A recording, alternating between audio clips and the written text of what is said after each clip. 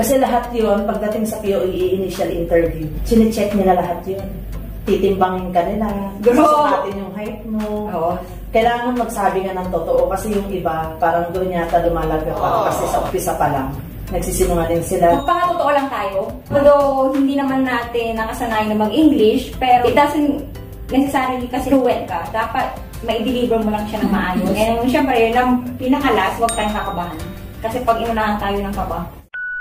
Hello Kabilabs! Welcome to our channel. Malaking tulong itong topic na to sa mga aspiring caregivers na nangangarap na makapunta rin dito sa bansang Israel. Itong topic natin today ay ito yung pinaka-importanting stage sa pag-a-apply under POAA or government to government dahil dito naka-base or nakasalalay kung pipiliin ba kayo ng mga employers natin dito sa Israel. Ayon po kasi sa napanood kong Zoom meeting ni na Ma'am Gemma at ni na Director Ma'am Rosemary Duques, sabi po nila doon, porket healthy ka, napili ka sa lottery, or kompleto ka na requirements, ay pasok ka na agad makakaalis. Pinaka-importanting stage daw pala ay itong gagawin nating topic today, yung recorded interview. Bakit siya importante? Kasi doon magbe-base ang mga agency dito at ang mga employers kung ikaw ba yung kamatch nila or kung ikaw ba yung sa tingin nila ay karapat-dapat para sa kanila na magkaalaga sa kanilang pamilya. Without further ado, let's get started. Pero before that, if bago ka lang po sa ating channel or kung meron ka pong mga kamag-anak, kaibigan na gustong matulungan, please watch this video until the end and share this video para makapagbigay po tayo ng information para sa kanila. Para tulungan tayo sa ganitong topic, nag-invite po tayo ng isang go-to-go na fresh galing Pilipinas. Siya po ay first batch, pero 5th batch na nakaalis papunta dito sa Israel. So, bakit po ba ganun? I-discuss na lang po namin yon at the end of this video. Para tulungan tayo sa napakahalagang topic na to, I invited Hannah. Hello mga Kabilabs!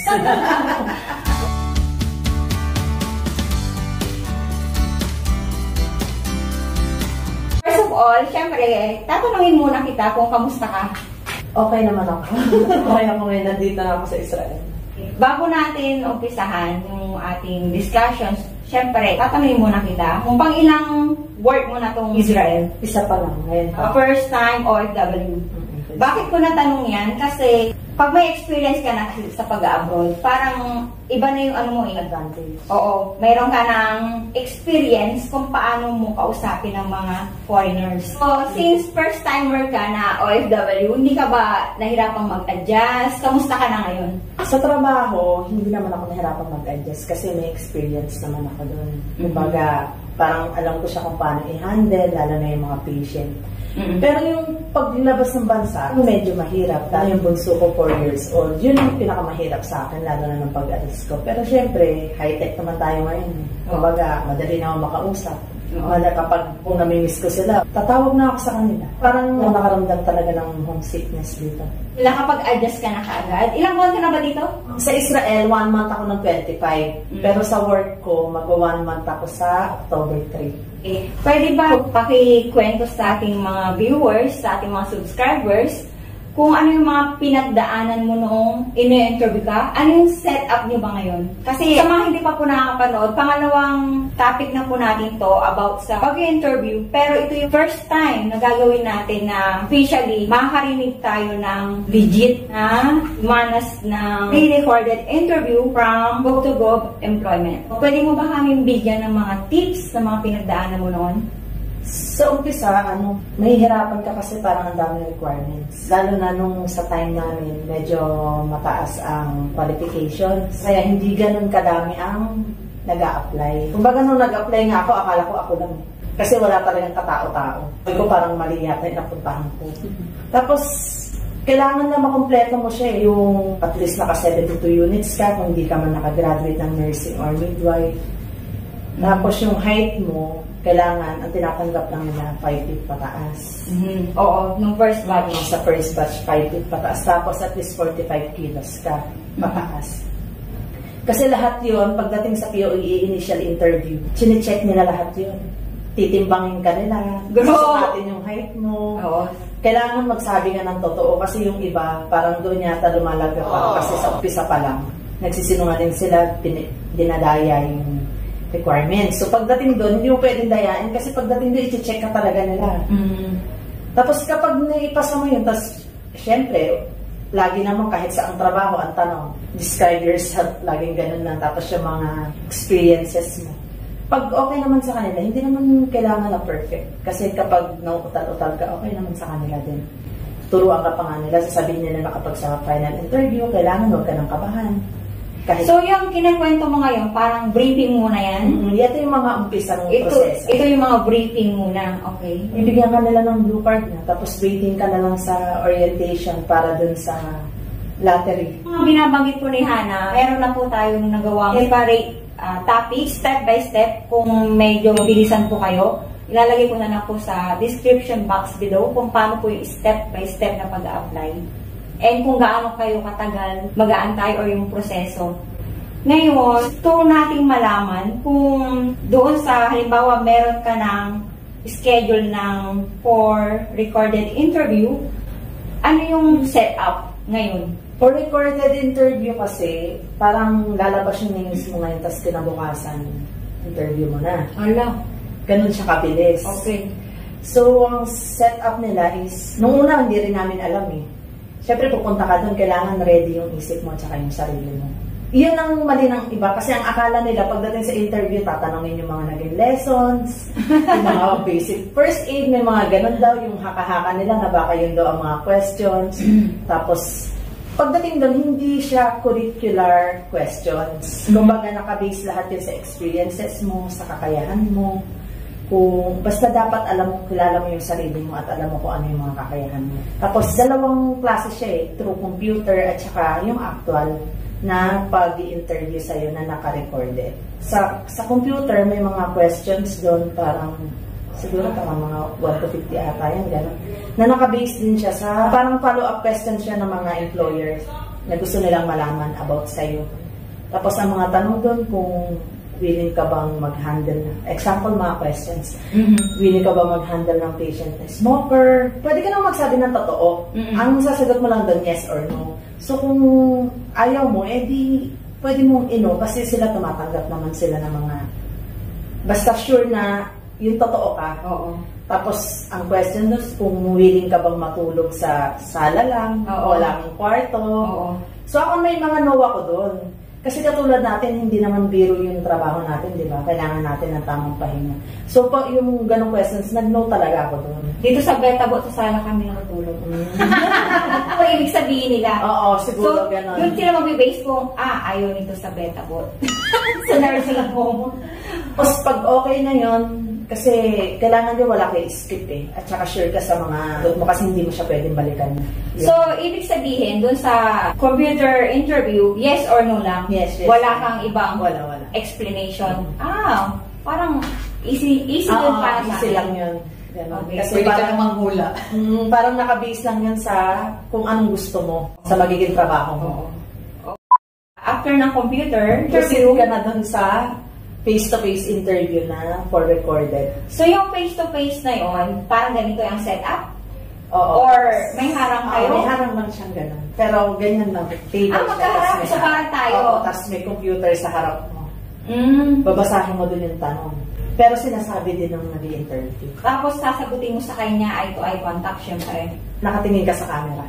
Sa Hindi camera? kanya. Yes, sa camera ng laptop. Kasi naka-record mo yon na parang yun ang employer mo or yung agency. Nasabi po natin to sa previous vlog natin, yung mga tips kung paano yung mga culture ng mga Israeli or siguro kahit na saang lahi. Don't forget na kapag magpapa-interview po tayo ay hindi pinaka-importante para sa akin, pleasing personality.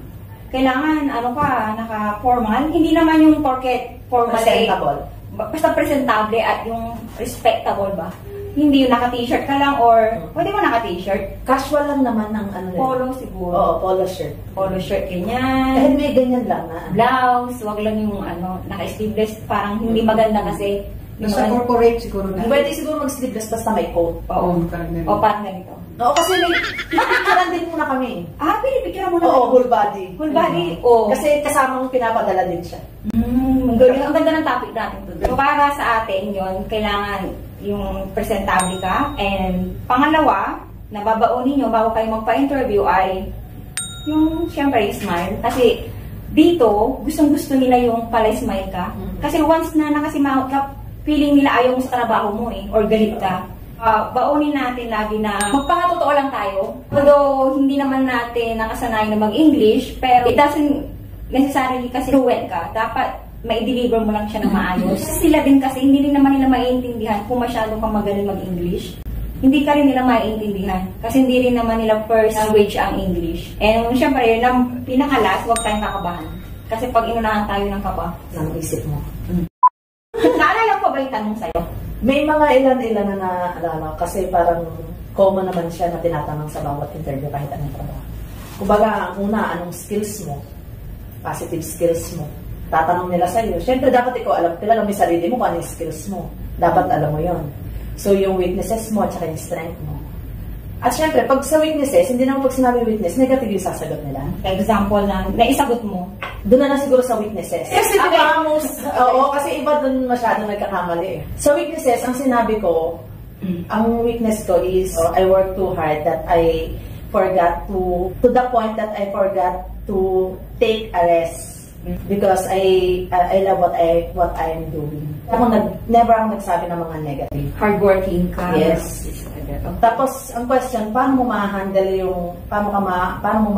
yung stress? Lalo na nasa abroad, kung mamimiss mo yung pamilya mo. Sabi ko, di ba, kasi ngayon, high-tech naman tayo. So, kung mamimiss mo sila, madali na lang silang makontak. Dagdag ko lang siguro, pwede rin natin sabihin sa kanila, or doon sa camera, sabihin mo doon na, every time I feel stressed, I talk to God, and He will guide me na sana malagpasan ko yung aking ano. Ang hirap kasi mag-English, di ba? Sinabi ko pa nga doon, kapag na-stress ako, kumakain ako ng marami. Siguro pasama ka sa first batch. First batch po kasi siya eh. Oo, sabi ko talaga, to be honest po, when I feel stressed, I eat a lot. So, maganda rin yun. Kasi sabi ko talaga sa umpisa pa lang, jolly kasi talaga akong tao. Kumbaga, ayoko ng mga negative. Kumbaga, lahat ng sa paligid ko, hanggat maaari gusto ko, i-treat ko siya ng positive. Hindi ako nag-a-attract ng negative. Sa iyong face-to-face interview, meron tayong inarasan ka ba nila? Cut to cut kasi bawat questions. Isang question, pag-start na sasabihin sa'yo. Tapos pag okay na, ika-cut na yun. Ano mo ba kung may 1 minute, 2 minutes? Siguro parang mga 5 minutes, ganun. Marami atang question eh, no? Parang 6 questions din ata siya. 6 lang. 6 Okay. questions. Okay. Kasi ang gusto nila, malakas boses mo. Okay. Oo. Isama- Hindi ka pwedeng maghiyain o mahina yung boses kasi parang yun ang nakaka-negative sa kanila. Mahina ang boses mo at saka hindi ka nakatingin sa camera, uulit kayo ng uulit. Tatagal na tatagal, kaya may ibang umuulit ng interview. Mas maganda, pag sumalang ka na, ibigay mo na yung best mo. Okay. Kasi pwede ka naman mag-isip eh. Ako pumunta ako ng interview, di talaga ako ready. Kumbaga, matagal ako sumagot kasi iniisip ko siya. Alam ko namang nakikita din nila kasi pag question sa akin, siguro it takes 5 seconds bago ako nakakasagot. Kaya kakabahan ka talaga. Pero normal naman yan. Kaya lang syempre, yung kaba mo, huwag mo siya gawing hindrance para di ka makasagot. And syempre, sumagot ka mula sa puso mo. Yun, kasi yun ang tama. Kasi pag sumagot ka mula sa puso mo, walang mali dun. Mararamdaman nila yun. Kaysa dun sa may script ka, na parang tuloy-tuloy ka magsalita. Kasi parang alam nila, memorize mo, na-ready ka. Pero mas maganda pa rin yung talagang iniisip mo yung sagot mo. Kasi doon nila nabibase na yun ang na-experience mo yun, na nagawa mo yun, na ito naging trabaho mo, na alam nilang yun talaga. Ikaw? Oo, nanggaling talaga sa puso mo. Gusto kasi nilang maramdaman kung ano ba talaga yung nasa puso mo. Oo, kasi parang sa totoo lang, ang tingin ko nga hindi naman sila nagbibase sa sagot eh. Oo. Kasi nung nakita ko sa agency, sa character nila. Oo. Oo, actually nung pagdating sa aura. Oo, sa aura mo. Pagdating ko dito, dinaretso ko sa agency ko. So ang sabi nila, kahit hindi pa naririnig yung sagot, nung nakita pa lang, appearance talaga importante. Parang ang sabi niya, ito ang gusto ko. Sabi niya sa Okay, kabilab. So, sabi ko sa inyo, bago kayo magpa-interview, syempre, ayusin niyo muna yung sarili niyo. Kailangan presentable tayo. And always wear smile. Kasi first impression last. May mga personality kasi tayo na kapag kinakabahan tayo, nakasimangot tayo eh. So ang dating sa kanila noon, ay masungit to. Pero hindi nila alam, kinakabahan lang pala tayo. Kasi dito gusto nila yung yung parang makapal ang mukha mo tsaka totoo ka. Oo. Ayaw nila nang mahiyain. Oo, kasi ganoon din sila eh. Minsan talaga matututo ka rin sa kanila. Mas gusto kasi nila yung prangka ka. Halimbawa, meron silang pinapagawa sa'yo and labag pala sa kalooban ko yun. Magsabi ka na. Pero ang totoo, kaya nagkaroon din ako ng idea. Kasi nga sa video mo. Totoo yun. Kasi nung napanood ko, sabi ko, kailangan prangka ka, huwag ka mahiyain. Parang gusto ko umiyak kayo na. Kumbaga nung nakarating ako dito, medyo may alam na ako kasi sa mga napanood kong video niya. Yung mga sinishare ko lang kasi ngayon, yung mga naranasan ko dati, na sa kanila ka rin kasi titigas eh. Sabi nung mga nag-uusap ko na, nabibig sila sa experience. Hindi naman kasi, eto, actually ang POEA mabait. Hindi lahat ng nandito ngayon may experience sa Pinas. Kumbaga meron ng mga bagong graduate lang. May nakasabayan kami. Nakaabot sila, nag-aaral sila, nag-graduate, nag-try mag-apply. Andito na. Kasi ang experiences naman hindi naman consider na nakapag-work ka eh. Yung sa family mo, sa magulang mo, kung single ka, yung pag-aalaga mo sa magulang mo, kapatid mo, consider na experiences na yun. Kung may anak ka, yung pag-aalaga mo sa anak mo since birth hanggang sa lumaki ka, bago ka umalis o ano. Yun, consider na experiences na yun. Pwede mo siyang ilagay as experiences, lalo na sa interview mo. Ang POR, binibase lang yun para sa kung ilang hours ka nakapag-train ng caregiver. Kasi kailangan may guidelines na 760 hours. Oo. Yun lang yun, pinagbabasihan. Pero kung wala sila noon, tingin ko pag hindi sila umabot ng 760 hours, hindi sila makakwalify. So kailangan kami mga may NC2 holder na certificate, kailangan pa namin kumuha ng training. Kasi NC2 lang hawak namin eh. Ayun ang problema ng iba. Na may NC2 sila kaya lang wala silang training. Pero yung nabanggit mo kanina na freshly graduate, anong course nila? Caregiving din. So bago magbukas yung GovToGov, nag-aaral sila. Sa sakto, inabot nila. Pinalad sila. So sa interview sa'yo, hindi nila natanong yung previous experience mo? Sa define yourself lang. Pagpasok mo ba sa room, magpapakilala ka muna? Hindi. Pagpasok mo sa room, yun ang unang steps, pero hindi mo sasabihin yung pangalan mo. Diretso ka agad sa address mo. Pwede sabihin mo na I'm your future ganito, ganyan. Basta wag mo na sasabihin yung name mo. Hi, Madam Sir. I'm 36 years old from Cavite. Ganon. Bakit nila ginagawa yun? Bakit walang pangalan? Napanood ko kasi sa Zoom meeting. Sabi nila sa Zoom meeting, para daw maiwasan yung mga namimili ng meron kasing mga dito case. Halimbawa ako, nandito na, and gusto ko ipasok yung kapatid ko. Ibibigay ko yung pangalan ng kapatid ko dun sa POEA. So, bawal yung ganon. Kaya, pag mag-interview daw, hindi daw sinasabi yung pangalan. Hindi nyo naman kailangan na mag-review ng mga handouts nyo o pinag-aralan nyo nung nag-aral kayo. Kasi ang kailangan doon is yung naging experience nyo, yung kakayahan nyo bilang caregiver. Kung ano yung kakayahan nyo para i-handle yung patient. Lalo na kapag na-stress sila, kapag may tantrum sila. Kasi may question na gano'n anong gagawin mo kapag yung dumating sa point na yung patient po may tantrums? Saka, meron din akong mga nakakwentuhan na sabi, in the middle of the night, paano kung yung alaga mo ay nanghingi ng pagkain? Parang yung alaga ko ngayon, paano mo i-handle yun? Naalala ko, ang question nga doon, meron ganon, nagising siya ng madaling araw. So, hinihingi niya yung favorite niyang food. Kahit nakakain na siya, ibibigay mo ba? Siyempre, kung ikaw sasabihin mo, para walang hassle, ibibigay mo. Pero siyempre, hindi. Instead, bigyan mo na lang siya ng milk. Yung replacement doon sa bagay na hinihingi niya. May question na paano mo i-handle, halimbawa, nagwawala yung patient mo, galit sa'yo. Pag ganon, liwas ka, lumayo ka muna. Hanggang sa lumamig yung ulo niya, tapos wag ka makikipagkita. At unang-una, wag ka makikipag eye-to-eye contact, lalo na pag galit siya. Wag ka makikipag eye-to-eye contact sa kanya. Tama. Umiwas ka ng tingin at umiwas ka sa kanya. Kasi parang, in few minutes or few hours, okay naman na siya ulit. Ugali kasi ng mga Israeli, sisigawan ka ngayon, mamaya wala na sa kanila. So pag, halimbawa, matuloy kayo dito sa Israel, huwag kayong masyadong sensitive. Kasi normal na sa kanila yun, nagkikwentuhan lang sila. Pero kasi daw, parang nag-aaway na. Kasi sila hindi na naman sila maramdaman. Mas gusto nila yung open-minded ka. Pag may ayaw ka, sabihin mo. Tapos yun, kailangan attentive ka. Kung hanggat maaari nga, kailangan maging jolly ka sa interview pa lang. Magpakitang gilas ka na. Tapos gusto nila kasi masayahin. Pwedeng mag-joke. Importante, hindi doon sa Pinas. Hindi dyan sa Pinas.